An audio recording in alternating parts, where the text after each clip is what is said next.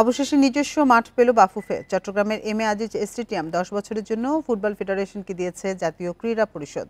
বিষয়টি নিশ্চিত করেছেন যুব ও ক্রীড়া উপদেষ্টা হামজা চৌধুরীর দলে অন্তর্ভুক্তি বাংলাদেশ ফুটবলে বড় প্রভাব রাখবে মনে করেন তিনি। মতিঝিল জাতীয় স্টেডিয়াম ছাড়া নির্দিষ্ট কোনো মাঠ নেই ফুটবলের জন্য। সেই ভেন্যুর সংস্কার কাজ চলমান। প্রতি মৌসুমেই এনএসসির কাছ থেকে অনুমতি নিয়ে বিভিন্ন জেলার স্টেডিয়ামে খেলা চালাতে হয় বাফুফেকে। ক্লাব ফুটবলারদের থাকে নানা অভিযোগ।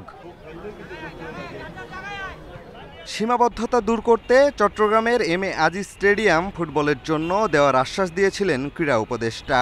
সেটা চূড়ান্ত করেই দিলেন সুখবর। আমাকে লাস্ট যে কমিটমেন্ট করা হয়েছিল যে ডিসেম্বরের মধ্যে এর কাজ শেষ হয়ে যাওয়ার কথা, আশা করি জানুয়ারি থেকেই খেলা মাঠে ফিরবে। এবং আপনারা হয়তো জানেন যে আমরা এম এ আজিজ স্টেডিয়ামটা অলরেডি 10 বছরের জন্য বাফুফেকে লিজ দিয়ে দেওয়া হয়েছে, সেটাকেও সংস্কার করে ফুটবল সেখানে শুরু হবে। বছরের শেষ দিকে বাংলাদেশ ফুটবলের বড় সুখবর, হামজা চৌধুরী লাল সবুজ জার্সিতে খেলবেন।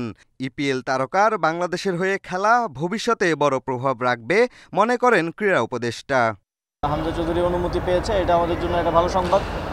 আমরা এই ইয়ে থেকেই ফুটবলেও পরিবর্তন দেখতে চাই। ফুটবলেও আমাদের পারফরমেন্স আশা করি সামনের দিনগুলোতে ভালো হবে।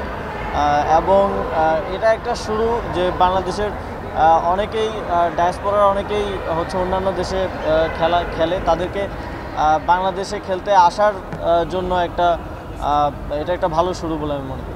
সার্চ কমিটির সুপারিশে 9 ফেডারেশনে গঠন করা হয়েছে অ্যাডহক কমিটি। বাকিগুলো ধাপে ধাপে হওয়ার কথা বলেছেন ক্রীড়া উপদেষ্টা। ধাপে ধাপে বাকি ফেডারেশনগুলো আপনারা খুব দ্রুত দেখতে পাবেন।